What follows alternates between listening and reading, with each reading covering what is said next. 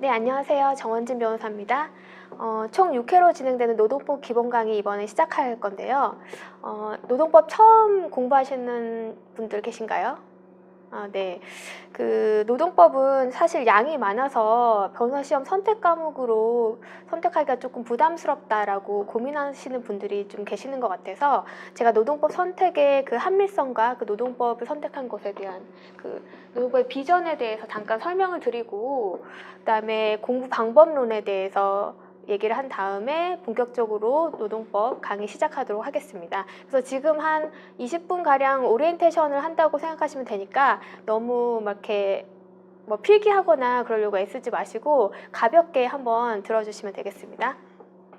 먼저 그 노동법은 좀 어렵다고 생각할 수가 있는데 일단 양이 많아서 부담스럽고 또 어렵다 이렇게 느끼실 수가 있는데 사실 노동법은 그 어렵지 않은 과목이에요. 민법의 수정 원리로 이제 경제적 약자인 근로자의 정당한 권리를 보호하기 위해서 이제 법이 제정이 되었죠.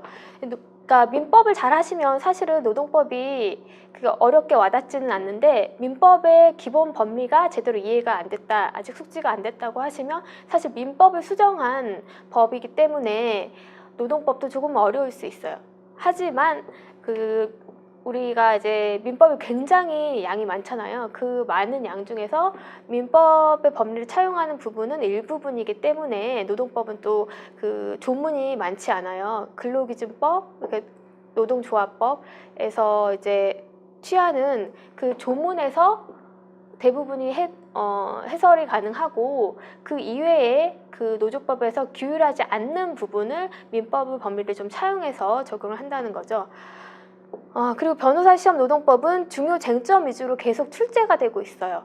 그래서 다른 그 선택 과목 같은 경우에는 뭐 브리타가 나와서 수험생들이 굉장히 당황스러워하는 경우도 있는데 사실 노동법 같은 경우에는 전통적으로 중요한 쟁점들이 계속해서 나오고 있고 간혹해서 이 문제는 조금 낯설다 싶은 내용은 사실은 조문에 다 답이 나와 있는 내용들이 문제였어요. 그래서 그런 것들 때문에 노동법 공부하는데 양도 많고 전체적인 걸 다 공부해야 하는데 너무 힘들지 않을까라고 고민을 하시고 계시다면 사실은 그 고민은 한번 접어두셔도 돼요. 왜냐하면 전통적으로 중요한 쟁점 위주로 출제되고 있고 특히 뭐 최근에 뭐 근로시간이라든가 이런 뭐 노동법이 조금 개정이 된 부분이 있지만 그 최근 판례라든가 개정되는 부분들이 바로 반영이 돼서 출제되는 과목은 아니에요. 그래서 기존에 나왔던 모의고사 쟁점을 충실히 공부하고 또 덧붙여서 제 교재를 기본적으로 충실히 보신다면은 변호사 시험 합격하신 데는 크게 문제가 없으니까 걱정을 안 하셔도 됩니다. 노동법은 사실은 선택 과목이라서 노동법은 잘 몰라도 되는 거 아닌가요? 라고 생각하실 수도 있겠지만 실무에서만큼은 정말 필수 과목이에요. 그래서 만약에 로펌에 들어가신다고 하시면 아마 한두 달 안에 노동법 쟁점이 담긴 사건을 맡을 가능성이 상당히 높아요. 왜냐하면 먼저 기업 자문을 주로 하는 로펌인 경우에는 당연히 인사노무 이슈가 있어요. 뭐 대형 로펌이 아닌 이상은 모든 사건을 이렇게 팀별로 분담되어 있는 것이 아니기 때문에 모든 사건을 다 변호사님들이 같이 해결을 해야 돼서 인사노무 이슈를 접할 수밖에 없고 또 근로자 측 입장에서는 또 부당해고라든가 임금체불이라든가 이런 거 가지고 또 산업재해 또 요즘에 많이 나오죠. 이런 것들 가지고 로펌에 많이 찾아오세요. 그러면 노동법의 기본적인 개념이 없으시면 좀 업무를 하시는데 힘들 수가 있겠죠. 그래서 로펌 변호사는 당연히 알아야 되는 것이고 또 사내 변호사도 필수적으로 알아야 하는 법이에요. 왜냐하면 이제 최근에 대기업 인사팀에서 공인노무사를 대신해서 인사노무 전문 변호사를 채용하는 추세가 이제 되고 있는데 예전에는 그 법무팀의 변호사들이 많이 있었잖아요. 근데 요즘에는 법무팀에도 있지만 인사노무 이슈를 조금 더 효율적으로 또 합리적으로 해결하기 위해서 노무사 보다는 이제 변호사를 채용하는 추세에 있기 때문에 내가 혹시 사내 변호사가 되고 싶다라고 생각하시는 분이 계시면 반드시 노동법을 선택하셔서 공부를 하시는 게 나중에 그 취업을 위해서도 도움이 됩니다. 그리고 또 개별적 근로관계 및 집단적 근로관계 전반에 대해서 이해를 하고 계셔야지 뭐 로펌이든 아니면 기업의 사내 변호사든 능력을 인정받아서 훌륭한 변호사로 성장을 하실 수가 있습니다. 그래서 이제 노동법 선택하신 거에 대해서는 후회 없이 공부하시고 분명히 효자 과목으로서 나중에 이제 시험뿐만 아니라 실무에 나오셔도 큰 도움을 받으실 수 있을 거예요. 그러면 우리가 이제 변호사 시험을 준비하잖아요. 근데 변호사 시험 준비하는데 아직도 변호사 시험 일정을 제대로 모르시면 안 되겠죠. 그래서 변호사 시험 일정을 한번 보실게요. 시험 일정 보시면 이게 4일 동안, 총 5일이죠. 5일인데 중간에 하루 쉬는 거죠. 4일 동안 시험을 보는데 아침 10시부터 저녁 7시까지 시험을 봅니다. 그 다음날도 마찬가지고, 그리고 하루 쉬고 민사법도 아침 10시부터 그 다음날 5시 반까지 시험을 보고, 그리고 제일 마지막 날 네 번째 시험이죠. 네 번째 시험에서 이제 민사법을 오전에 보고 1시 반에 민사법 시험이 350점 사례형 시험이 끝나면 그 다음에 선택과목 시험을 보는 거예요. 선택과목 시험이 지금 보시면 1시 반에 끝나고 4시에 시작하죠. 4시에서 6시에 끝납니다. 그럼 2시간 시험 보는데 그 전에 점심 먹을 시간이 한 30분 정도, 이제 1시 반에 시험 끝나면 한 30분 정도 점심을 먹고 2시부터 공부를 한다고 하면 한 2시간 정도의 공부할 시간이 나와요. 그러면 우리는 지금 그 이 시간에 노동법을 1회독 할 수 있는 단거나 책을 만들어 놓고 또 1회독 할 수 있는 역량을 키워놔야겠죠. 왜냐하면 이 변호사 시험이라는 게 보시다시피 공법, 형사법, 민사법, 그 맨 마지막에 이제 선택 과목이 있지만 공법도 이제 헌법과 행정법이 있고 형사법도 형법과 형사소송법이 있고 민사법도 뭐 민법, 민사소송법 너무 많아요. 공부할 게. 그리고 객관식도 보고 또 사례형도 보잖아요. 주관식도 보잖아요. 이거를 하루 안에 모든 시험을 다 치른다는 건 굉장히 비인간적인 시험이라고 볼 수 있는데 양이 너무너무 방대하죠. 이것을 다 암기할 수도 없고 암기하는 건 불가능하기 때문에 최소한 이제 기본적인 리걸 마인드를 갖추고 중요한 쟁점 정도는 완벽하게 숙지해서 시험에 임해야 되죠. 하지만 이 선택 과목을 공부할 시간이 너무너무 부족해요. 그 기본 법률 공부하다 보면 선택 과목은 뭐 시험 볼 때 그 중간 기말고사 볼 때랑 그 다음에 그 모의고사 볼 때 정도의 시간이 나지 그 이외의 시간에 선택 과목을 충실히 공부할 수 있는 시간이 상당히 부족합니다. 그래서 여러분은 지금 이 4시 이전 2시간에 어떻게 하면 내가 1회독을 하고 시험에 임할 수 있느냐. 왜냐하면 전에 본 사람, 직전에 본 사람을 이길 수는 없어요. 그 전에 아무리 공부를 열심히 했어도 기억이 나지 않으면 답안을 현출할 수가 없죠. 왜냐하면 선택 과목은 객관식이 아니잖아요. 주관식이에요. 실제로 자기가 알고 있어야지 쓸 수 있는 내용이죠. 그렇기 때문에 선택 과목의 양을 절대로 늘리시면 안 돼요. 늘리시면 안 되고 2시간 내에 볼 수 있는 단권화된 책을 만들어 놓고 내가 그 시험 직전 2시간에 완벽하게 이 책을 마스터하고 시험에 임하겠다라는 자세로 지금부터 준비를 하셔야 합니다. 변호사 시험 출제 경향을 보시면 대부분의 문제가 모의고사에서 한번 소개된 쟁점 위주로 출제가 되었어요. 그렇다고 100%는 아니죠. 한 90%, 80% 이상이 이제 그동안 모의고사에서 충분하게 소개가 된 쟁점, 숙성된 쟁점들이 출제가 되었기 때문에 모의고사 문제를 절대로 간과해서는 안 되는 거죠. 그리고 근데 모의고사 문제를 그대로 내면 사실 모든 학생들이 다 열심히 공부하고 있기 때문에 변별력이 좀 떨어지잖아요. 그래서 약간의 수정을 하죠. 수정을 하거나 추가 논점을 하나 두 개 덧붙여서 추가를 해서 문제를 출제합니다. 그래서 모의고사 쟁점을 푸실 때는 이 쟁점과 또 연관돼서 같이 나올 수 있는 쟁점이 어떤 것이 있는가도 한번 고민을 해보시면서 푸시면 좋은데, 그것까지 고민할 수 있는 지금 역량이나 시간이 되지 않기 때문에 그거는 제가 강의하면서 말씀을 드릴 거예요. 그러면 이 쟁점이 나오면 앞으로 다른 이 쟁점이 추가돼서 나올 수 있으니까 이것도 한번 숙지를 하시라.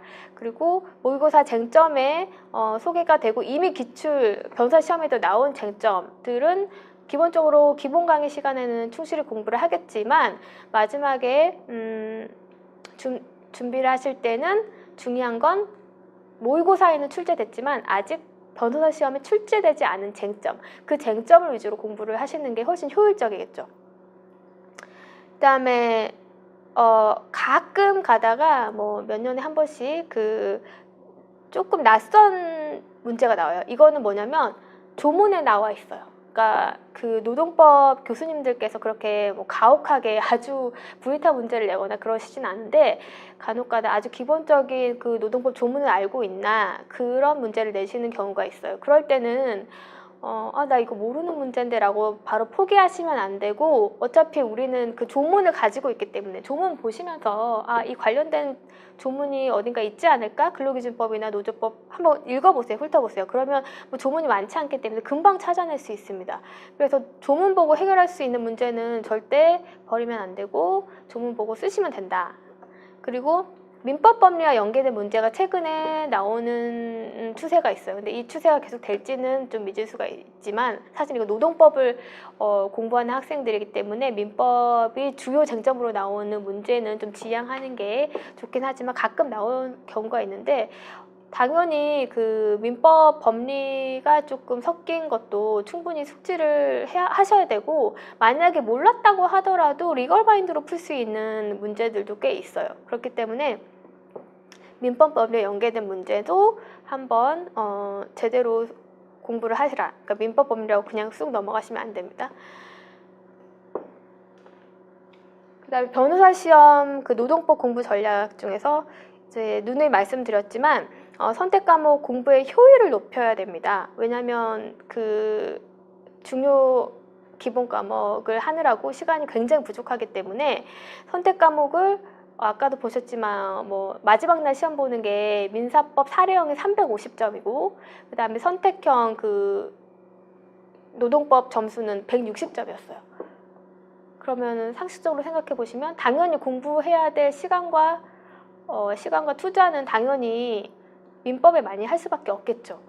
근데 그 똑같은 양 수준으로 노동법에 투입을 하게 되면 민법에 큰 피해를 줄 수밖에 없어요. 그래서 공부할 때는 이 과목은 배점이 이 정도고 나는 이 배점에 맞게 적정한 시간을 할애해야겠다라는 마음을 가지고 해야지, 처음부터 끝까지 나는 최선을 다해서 열심히 해야지 라고만 하시면 사실 그건 효율적인 공부 방법은 아니라고 볼 수 있어요.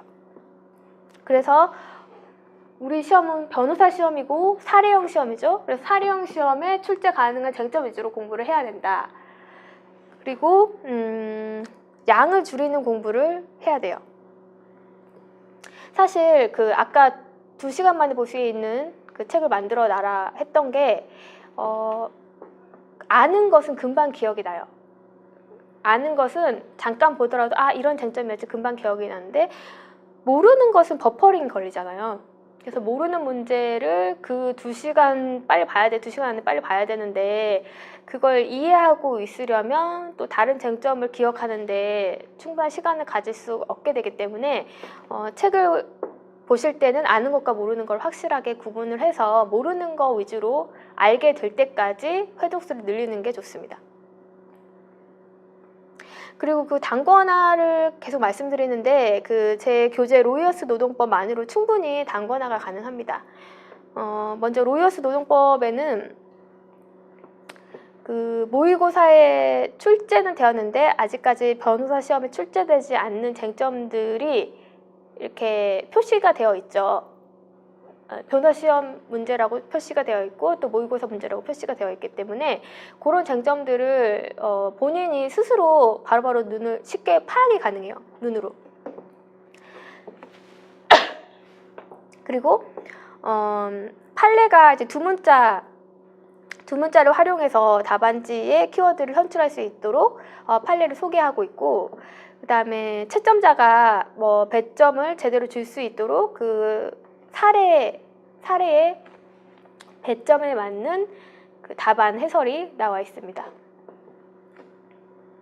그래서 이제 로이어스 노동법으로 충분히 공부를 하시면 합격하는 데 지장이 없다는 것과, 근데 만약에 로이어스 노동법에 조금 부족한 것 같다. 왜냐하면 양을 한정없이 늘릴 수 없기 때문에 변호사 시험에 출제 가능한 그 쟁점 위주로 많이 실었죠. 그렇기 때문에 좀 부족한 부분이 있을 수 있고 본인이 궁금한 게 있을 수 있지만 그 호기심은 지금 잠깐 접어두시고 정말 궁금하다 싶으면 그 로스쿨 노동법 책을 좀 참고를 하셔가지고 같이 보시면 더 효과적일 수 있습니다. 왜냐하면 뭐 다른 강사님 책을 보실 필요가 없어요. 왜냐하면 그 어차피 출제하시는 분은 누구죠? 로스쿨 노동법 교수님이시죠. 노동법 교수님들이 쓴 책이 바로 로스쿨 노동법이에요. 그러니까 그 범위 이상을 넘어가기는 힘들겠죠. 그러니까 묵시적으로 아마 약속을 하신 그 범위라고 보시면 될 거예요. 그래서 로스쿨 노동법은 이제 사실관계나 판례 사실관계, 리딩 판례를 조금 더 자세히 보고 싶다. 그럴 때는 로스쿨 노동법을 참고하셔가지고 공부를 하시면 됩니다.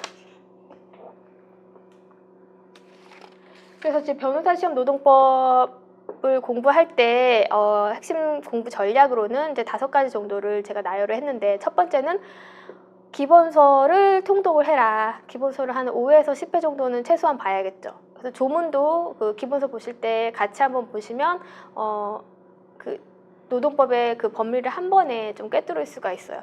그래서 기본서나 조문을 5에서 10회 정도 보는데, 사실 뭐 중간 기말 모의고사를 보면 한 5회는 당연히 볼 수 있을 것이고, 그것만으로는 부족하기 때문에 추가적으로 시간이 날 때마다 그 아까 아는 것과 모르는 것 확실하게 체크해서 모르는 것 위주로 회독수를 좀 더 늘리셔야 되고, 그다음에 모든 쟁점을 뭐 힘을 다 들여가지고 보실 필요는 없어요. 핵심 쟁점을 먼저 추려야겠죠. 핵심 쟁점 추리는 방법은 아까 말씀드린 것처럼 제 교재에 기출된 쟁점과 아직 그 모의고사에 출제되었지만 변호사 시험에 출제되지 않은 쟁점, 또 모의고사에도 아직 출제되지 않았지만 그 제가 강의하다가 중요한 쟁점이 아직 나오지 않았다라고 언급한 부분은 출제 가능성이 조금이라도 있긴 있습니다. 그래서 그런 것들 위주로 공부를 하셔야 돼요.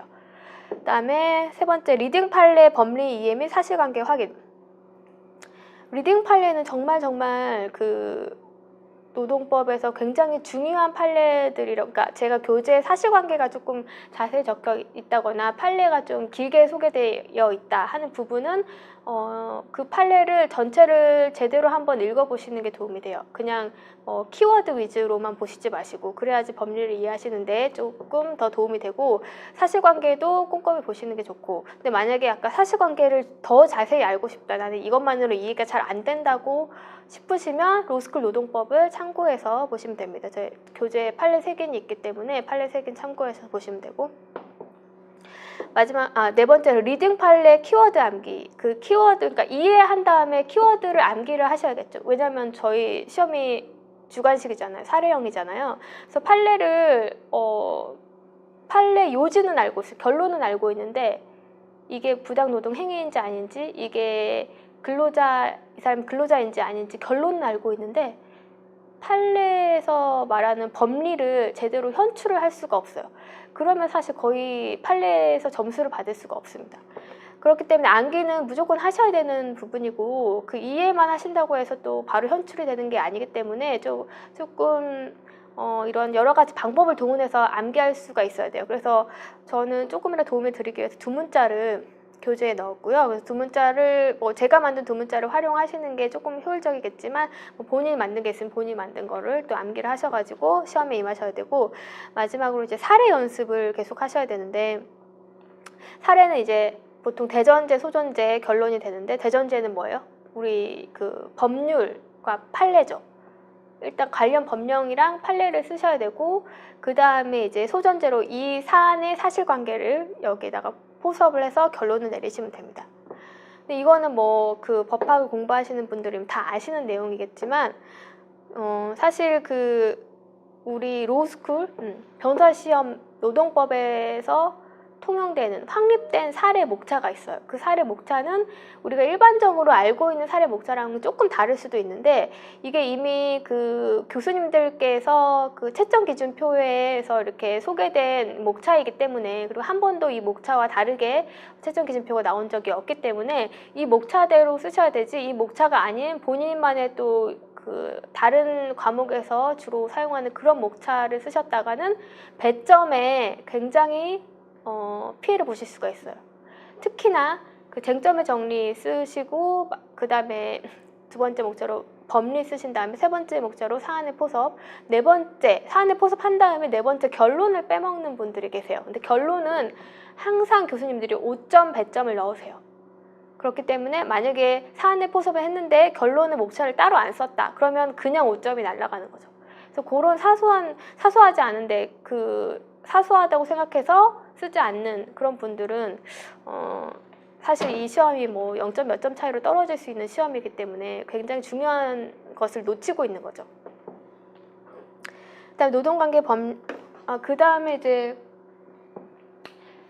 우리 노동법은 이제 헌법에서 그 근로자를 보호하기 위해서 법률로서 노동법을 제정하라고 명을 했기 때문에 이제 노동법이 탄생을 하게 되었는데, 헌법 32조를 보시면 32조 1항에서 모든 국민은 근로의 권리를 가진다 해서 근로권을 규정하고, 2항에서 모든 국민은 근로의 의무를 진다. 그래서 근로의 의무를 규정하면서 단서에서 국가는 근로의 의무의 내용과 조건을 민주주의 원칙에 따라 법률로 정한다. 그래서 근로의 내용과 조건을 법률로 정하라고 한 거예요.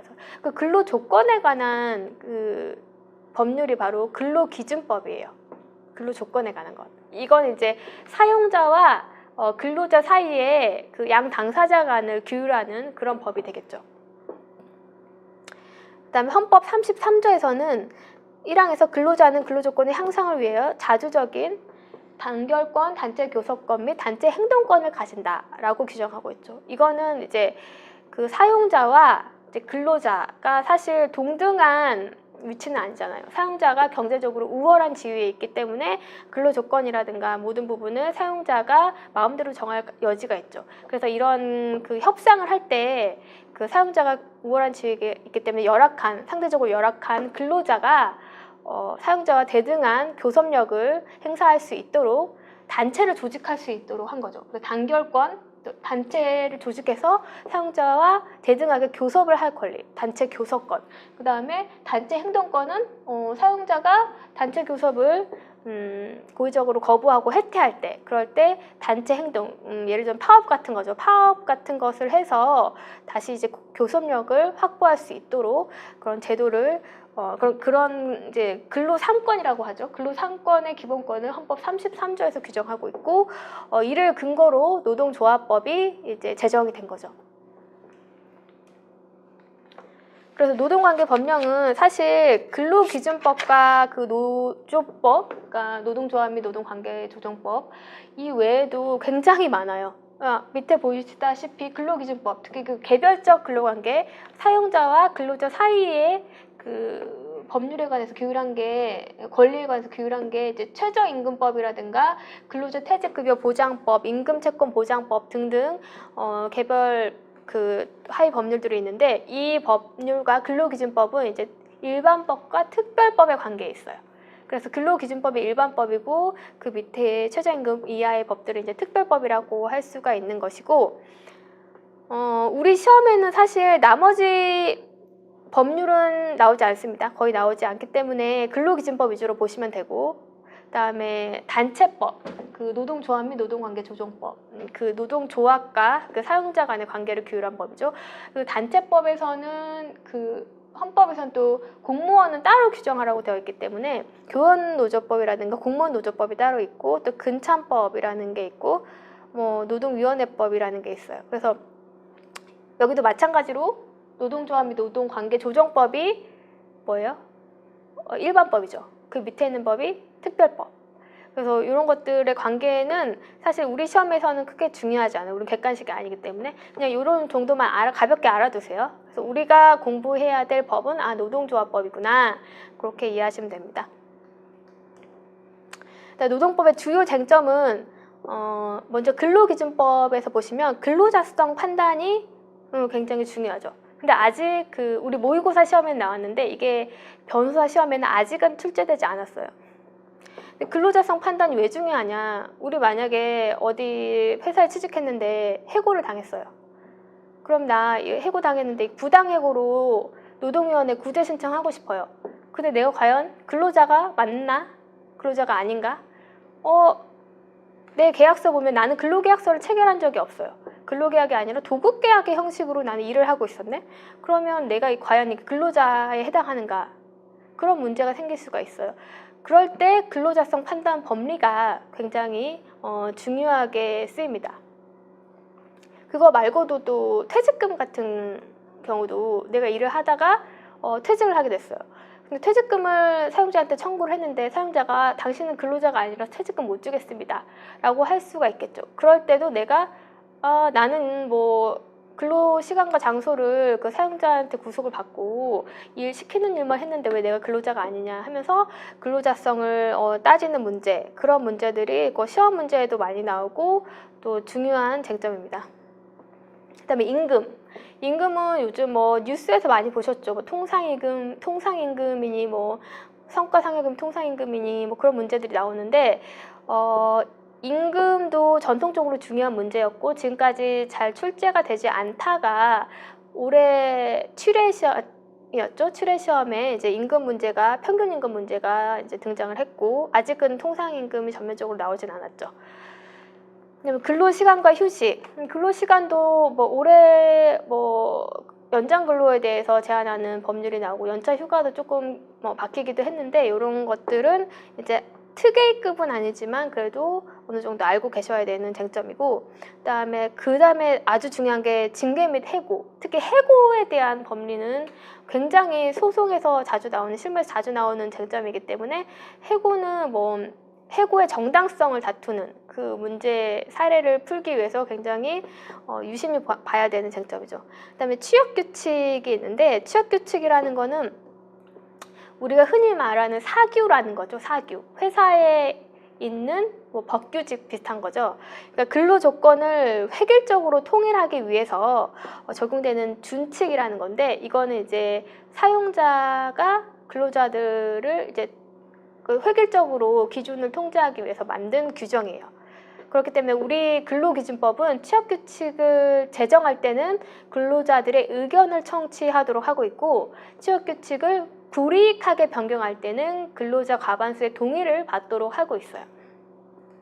이 취업규칙도 전통적으로 굉장히 중요한 쟁점이었기 때문에 변호사 시험 1회에서 기출이 된 쟁점이고 앞으로도 충분히 출제가 다시 될 수 있는 쟁점입니다. 다음으로 이제 노동조합 및 노동관계조정법에서는 노동조합, 과연 이 노동조합은 어떤 요건으로 설립이 되는 것인가? 형식적 요건과 실질적 요건이 이제 문제가 되고, 또 단체 교섭은 단체 교섭의 대상이 무엇인가? 내 노동조합인데 정리해고 인원을 감축하는 거 단체 교섭 대상이 될 수 있는가? 아니면 회사를 매각하는 거 노동조합이 사용자에게 이거 가지고 단체 교섭 합시다. 이거 단체 교섭 대상이 되는가? 이런 문제들이 쟁점이 되는 것이고, 단체 협약은 단체 교섭을 통해서 단체 협약을 체결하는데 이 단체 협약의 효력이 유효한가? 이런 문제가 있을 수 있고, 그다음에 쟁의행위는 사용자가 단체 교섭을 제대로 체결하지 않고 거부하거나 해태했을 때 그러면 최후적으로 근로자들이 나갈 수 있는 방법은 이제 쟁의행위죠. 파업 같은 단체 행동권을 바라는 건데 이런 쟁의행위를 하려면 그 정당성 요건이 어떻게 되는 것인가? 그런 것들이 주된 쟁점이겠죠. 그 다음에 근로자가 쟁의행위를 했을 때 사용자는 이에 대항하는 방법으로 어떤 쟁의행위를 할 수 있는가? 그런 것들이 문제가 되고, 마지막으로 부당노동행위라는 게 있는데 노동법 처음 하시는 분들은 부당노동행위 용어 자체가 생소할 수가 있는데 이건 뭐냐면 사용자가 그 노동조합 노동법의 근로 3권을 저해하지 않도록, 그 자주성을 침해하지 않도록 노동 3권을 저해하는 행위를 하지 못하도록 하는 거예요. 예를 들면 사용자가 노동조합에서 정당한 이제 노동조합 활동을 하고 있는데, 그 노동조합 활동을 하고 있는 그 이유를 가지고 특정 조합원에게 불이익 처분을 한다던가, 아니면 노동조합에게 부당하게 지배 개입해서 노동조합의 그 자주성을 침해한다던가, 뭐 이런 일이 생길 때 그런 행위를 하지 말라고 하는 게 부당노동 행위입니다.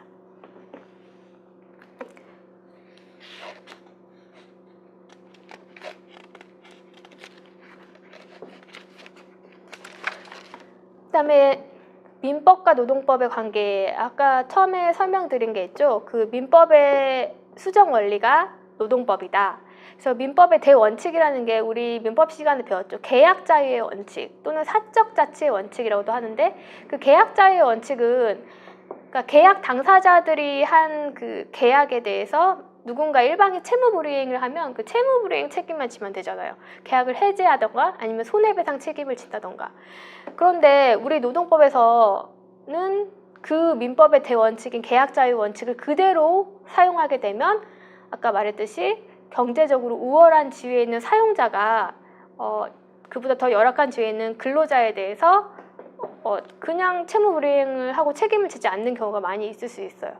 그 예를 들면은 그러니까 노동법이라는 거는 그래서 종속적 노동관계를 규율하는 법이다.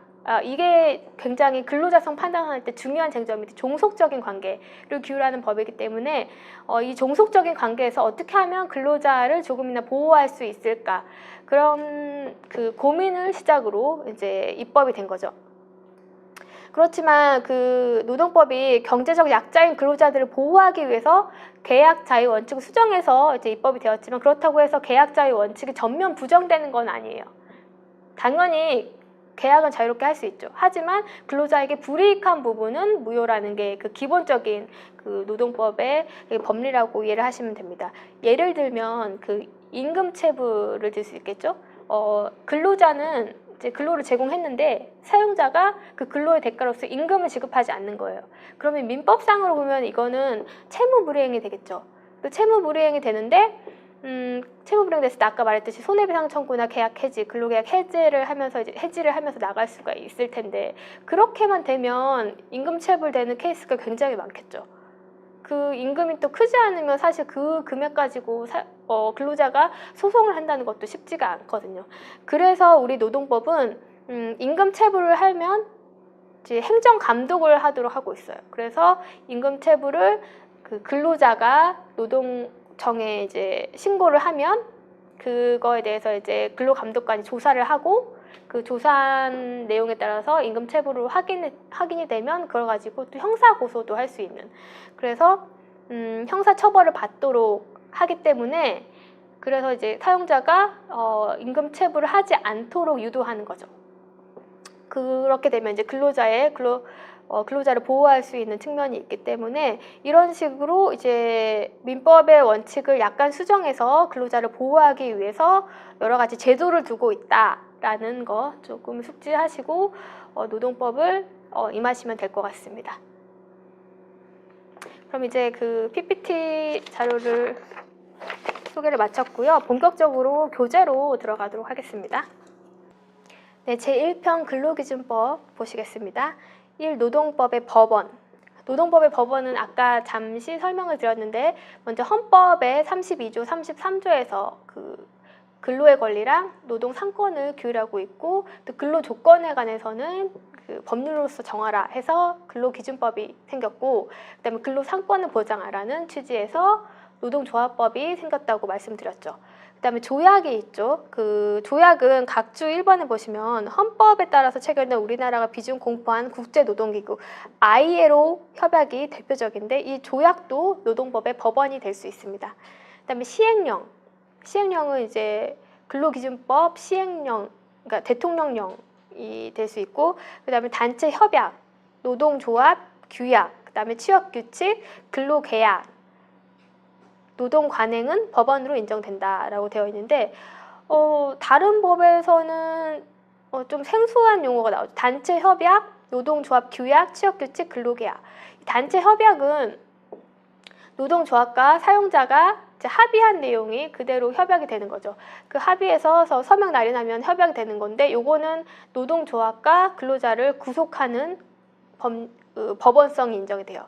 그다음에 노동조합의 규약이라는 거는 당연히 노동조합 내에서 발생하는 그런 준칙을 조건 조합원에 관한 그런 준칙을 마련한 게 노동조합 규약이기 때문에 노동조합의 당사자들을 규율하는 법원이 되겠죠. 그다음에 취업규칙은 아까 잠깐 설명을 드렸는데 그 사용자가 근로 조건을 획일적 통일적으로 규율하기 위해서 만든 준칙이다. 그래서 취업규칙도 사용자와 근로자를 구속하는 법원이 됩니다. 근로계약은 사용자와 근로자가 체결하는 계약이죠. 그래서 그 계약 당사자 간은 또 법원성이 인정되는 경우로서, 그래서 이제 이런 것들은 법원성으로 인정이 되지만 판례나 행정 해석은 법원으로 인정되지 않는다. 강학상 판례는 법원으로 인정은 되지 않지만 사실 그 판례 법리가 굉장히 중요하죠. 그 판례가 그 법원으로 인정되지 않는다는 취지는 판례는 새로운 판례로 바뀔 수 있다는 그런 선례에 구속되지 않는다는 개념이 있기 때문에 그것 때문에 이제 법원성으로 인정되지 않는 거고, 행정 해석은 그 내부적 업무 처리 지침에 불과하죠. 내부적 업무 처리 지침에 불과하기 때문에 대외적으로 국민을 상대로 그 효력이 있는 건 아니에요. 그래서 행정 해석도 법원으로 인정되지 않는다라는 거는 참고를 해주시고, 그다음에 노동관계 법령 아까 설명을 들었으니까 여기서는 넘어가도록 하겠습니다. 노동관행. 아까 노동관행은 그 자체로서 법적 구속력을 가지지 않지만, 그러니까 일정한 요건을 갖춘 경우에 법원성이 인정된다. 법원성이 인정되지만 요건이 엄격해요. 우리 판례는 이제 규제로 제가 두 문자를 만들었는데, 규범적인 사실로서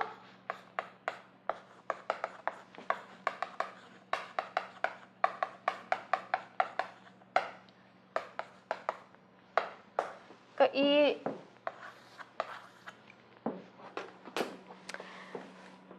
판례를 잠깐 보시면 그 관행이 기업사에서 일반적으로 근로관계를 규율하는 규범적 사실로서 명확히 승인되거나, 그러니까 근로관계를 규율하는 규범적 사실로서 명확히 승인이 되어야 되는 거죠. 그다음에 두 번째로 기업 내에서 사실상의 제도로서 확립되어 있을 정도로 규범의식에 의하여 지지되고 있어야 한다. 이 두 가지 조건이 인정되어야지 그 관행으로서 인정이 된다라고 판시를 하고 있어요. 그래서 우리가 그 시험 문제 나왔을 때 혹시 이게 관행인지 여부를 묻는 문제가 나오면 키워드로 이게 들어가야겠죠. 규범적 사실로서 승인되거나 제도로서 사실상의 제도로서 확립되어 있는 그런 경우에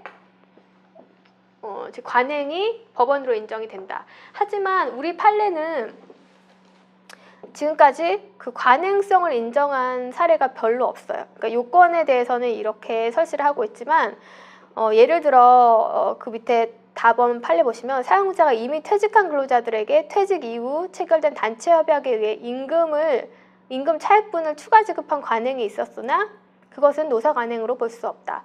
그러니까 퇴직한 근로자들에게 그 퇴직 이후에 체결된 단체 협약상에 임금 추가할 수 있다는 그 규정을 들어서 추가로 임금을 지급한 거였어요. 그런데 이게 그러니까 사실 강학상 관행은 아니지만 그런 일들이 여러 번 있었던 거죠. 그래서 근로자들이 그럼 나도 받을 수 있겠네 하면서 청구를 했는데 그것은 관행으로 인정되지 않는다. 왜냐하면 관행이 되려면 아까 규범적 사실로서 명확히 승인되거나 사실상의 제도로서 확립이 되어야 되는데 그 정도까지 확립된 관행은 아니다라고 판례가 보고 있었어요. 그래서 이 외에도 나머지 사례에서 근로자들이 이건 관행이니까 해주세요 했다고 청구했던 것들은 거의 대부분 관행으로 인정되지 않았습니다. 근로기준법의 적용 범위를 보시겠는데요. 제일 먼저 사실 그 근로자성 판단에 앞서서 이 근로기준법이 적용되려면 어느 정도의 그 사업장이어야 하는가라는 게 문제가 되는데 근로기준법 제11조 11조를 보시면 이 법은 상시 5명 이상의 근로자를 사용하는 모든 사업 또는 사업장에 적용한다 라고 되어 있죠. 그러면 근로기준법에 적용되려면 상시 5명 이상의 근로자를 사용해야 되는구나. 그리고 모든 사업장에 이게 적용되는구나 라고 보시면 되는데, 그러면 상시라는 의미가 무슨 뜻일까 궁금해 하실 수가 있죠. 그 11조 3항에 이 법을 적용하는 경우에 상시 사용하는 근로자 수를 산정하는 방법은 대통령령으로 정한다라고 되어 있죠. 대통령령이 시행령인데 시행령 7조의 2를 제가 이번에 실었어요. 그러니까 7조의 2를 보시면 상시 사용하는 근로자 수의 산정 방법, 이거 이제 조문이 길게 나와 있는데 사실 이거는 우리 시험에 출제될 가능성이 상당히 높은 쟁점은 아니니까 좀 가볍게 보시고, 하지만 근기법의 적용 범위이기 때문에 또 아주 설명을 안 드리고 갈 수는 없어서 설명을 드리는 건데, 너무 이거 가지고 100% 이해해야지 이렇게 보지 마시고 일단은 시행령을 좀 가볍게 보세요. 시행령은 상시 사용하는 근로자 수의 산정 방법에서 법제 11조 3항에 따른 상시 사용하는 근로자 수는 해당 사업 또는 사업장에서 법 적용 사유 발생일 전 1개월 동안 사용한 근로자의 연 인원을 같은 기간 중에 가동일수로 나누어 산정한다. 이게 무슨 말인지 좀 어렵죠. 그러니까 법 적용 사유 발생일 한 달 전에 한 달 동안 사용한 근로자의 연 인원을 같은 기간 중에 가동일수로 나누어 산정한다라고 되어 있는데, 쉽게 말하면 이런 거예요. 네, 예를 들면 이제 커피숍에서 매니저가 일을 하고 있고, 그 다음에 매니저를 뒷받침하는 서브로 이제 아르바이트생들이 여러 명 있다.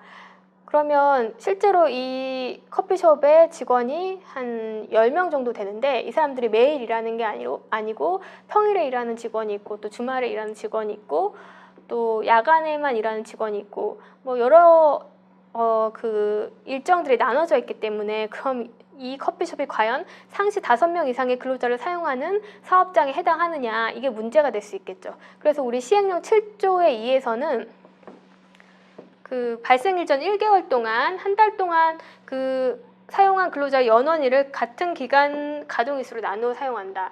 그래서 만약에 한 달이라고 치면 보통은 25일이 근로기간이라고 볼 수 있어요. 그러니까 주 휴일 빼고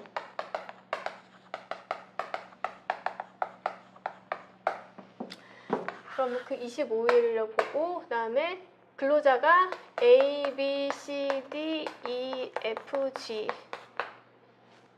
있고, A는 한 달에 25일을 다 나온다. B는 한 달에 10일만 나온다. C는 5일만 나온다. D도 5일만 나온다. E는 15일을 나온다. F는 20일을 나온다. G는 22일을 나온다.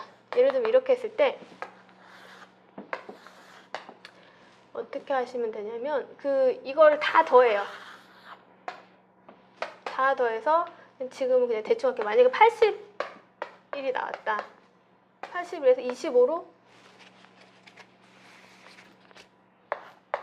25일로 나누면 이게 3.2 정도 나오는데 3.21이 나와요. 3.2명. 3.2명이 나왔기 때문에 이게 5인 이상은 아니죠. 4인 이하가 되겠죠.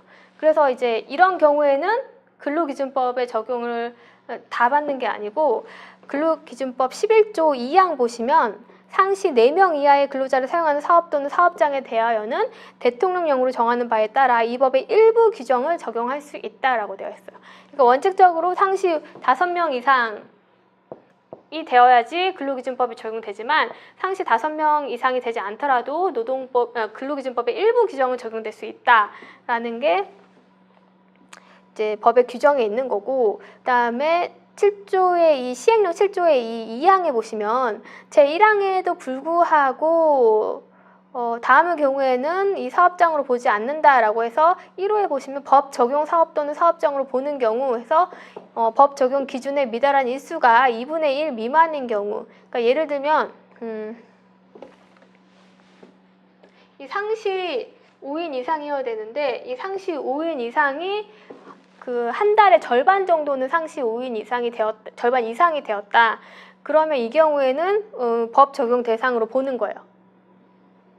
그리고 상시 5인 이상이 절반 이하가 안 됐다, 절반 이상이 안 됐다. 그러면 그 경우에는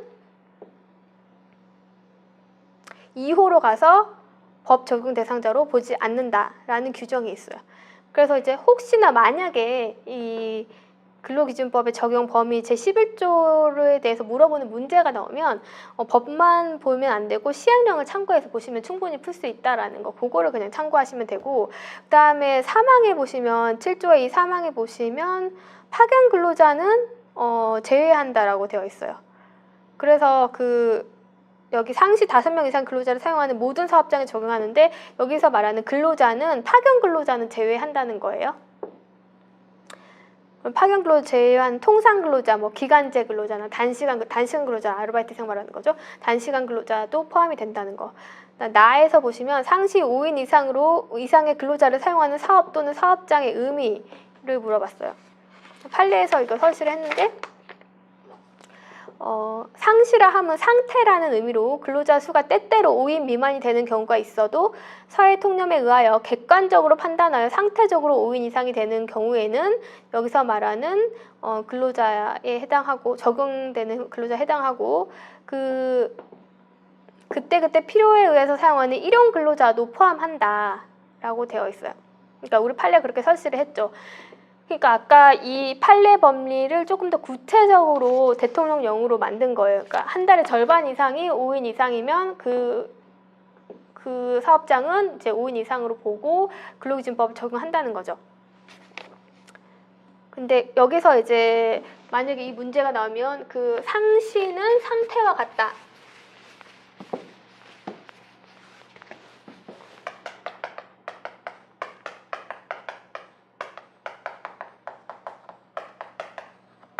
이게 키워드죠. 상시 5인 이상은 상시는 상태와 같는데 여기서 이제 그 상태라는 거는 사회 통념상 객관적으로 판단하여 상태적으로 5인 이상. 요게 이제 정확히 말하면 키워드가 되겠죠. 그리고 중요한 거 여기서 일용 근로자도 포함한다. 그럼 밑에 사실관계 보시면 상주 직원 3인을 고용하고 이사 직업에 일용 근로자를 채용한 어떤 기업이 있었는데 여기서 이제 일용 근로자를 포함하면은 상시 5인이 되는 거고 일용 근로자를 포함하지 않으면 상시 5인 미만이 되는 거여가지고 이 문제가 과연 상시 근로자에 일용 근로자를 포함하느냐를 묻는 사례였죠. 근데 여기는 포함된다는 거였고, 그 다음에 근로자 퇴직급여 보장법에 따른 퇴직금 지급 유무를 판단하기 위해서는 이때 상시 근로자 수를 산정할 때는 근로기준법 시행령 7조의 2가 적용되지 않는다. 그러니까 아까 말했던 그 상시 근로자 계산하는 방법이 적용되지 않는다는 거예요. 뭐냐면 퇴직금 지급 의무는 근로자를 한 명만 고용해도 무조건 의무가 있어요. 그래서 퇴직금은 근로기준법의 근로자성 판단할 때 물론 근로자성 판단할 때 근로기준법을 준용하지만 숫자에 있어서는 한 명이더라도 적용이 된다라는 거 알아두시고, 그 다음에 모든 사업 또는 사업장의 의미. 그 사업장이 예를 들면 뭐 종교시설이에요. 뭐 교회나 절이에요. 교회나 절인데 누군가를 이제 뭐 교회 같은 경우에는 차량 운행하시는 분들 있잖아요. 그런 분들도 근로자에 해당하고 그래서 근로기준법에 적용을 받는다는 거예요. 그래서 종교사업도 위 각 조문의 사업이나 사업장 또는 직업에 해당한다. 종류를 한정하고 있지 않기 때문에 그런 거죠. 네, 라에서 상시 5인 미만 사업장에 적용되지 않는 규정. 그렇다면 이 상시 5인 이상인지 미만인지 왜 이렇게 중요한가? 왜 이렇게 중요할까요? 그러니까 상시 5인 미만 사업장에서는 해고 제한 규정이 적용되지가 않아요. 그러니까 가장 중요한 건데, 그래서 사용자는 이 근로자가 뭔가 업무 적격성이 좀 떨어진다고 판단이 되면 언제든지 해고를 할 수가 있어요.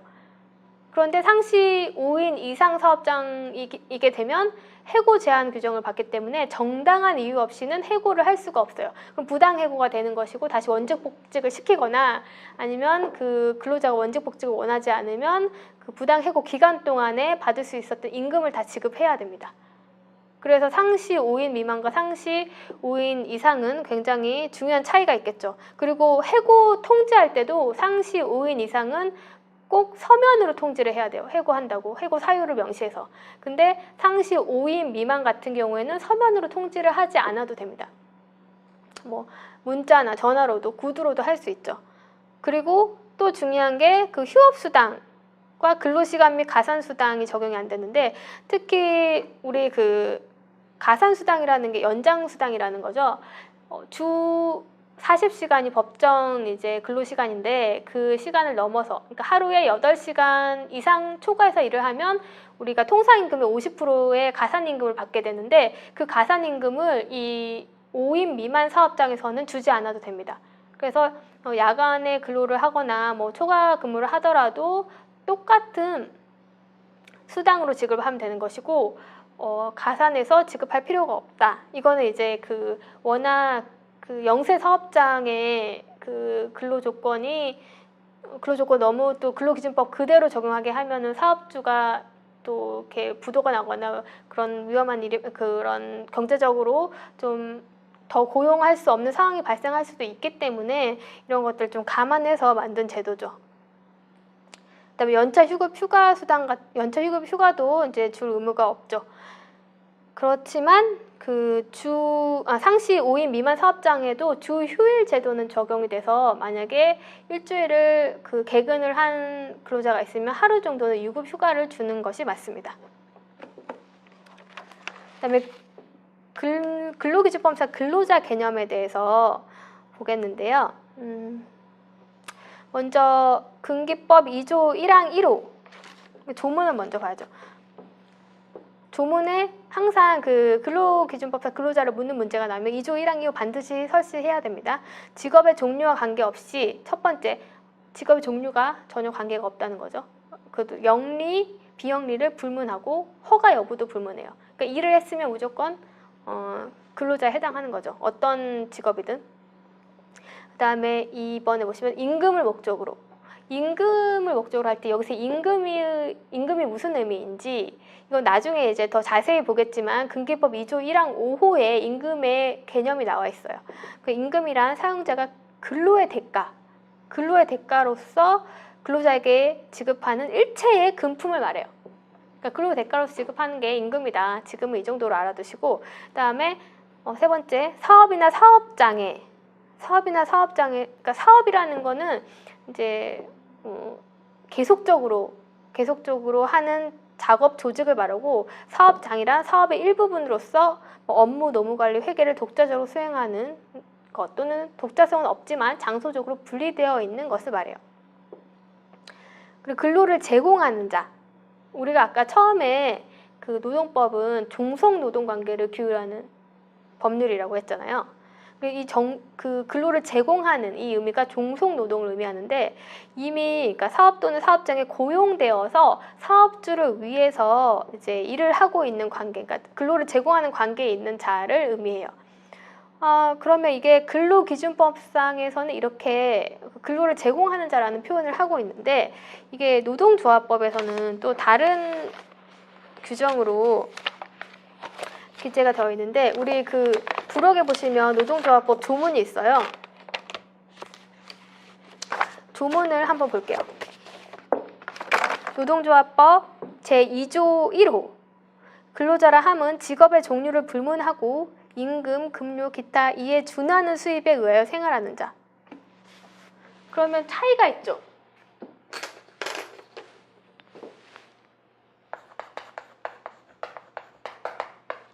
근로를 제공하는 자. 노조법은 뭐예요? 임금 등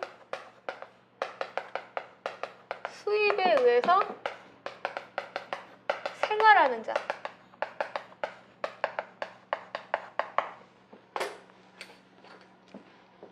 근로를 제공하는 자라는 거는 이미 그 고용 관계에 있어야 된다는 거예요. 임금 등 수입에 의해서 생활하는 자라는 거는 지금은 고용되어 있지 않더라도 결국은 어디에 소속돼서 내가 임금을 받아서밖에 생활할 수 없다. 그래서 지금은 취업되어 있지 않지만 취업 중에 있지만 결국에는 임금을 받아야만 생활이 가능한 자. 그럼 고용관계는 필수 요건은 아니에요. 그 현재 고용관계는 필수 요건은 아니에요. 그래서 이게 실업자 같은 경우가 대표적인데 이 실업자도 노조법에서는 근로자에 해당해요. 그러니까 실업자도 노동조합에 가입할 수 있고 단체 행동에 참여할 수 있는데 이 근로기준법에서는 근로를 현재 제공하는 자만 포함되기 때문에 실업자는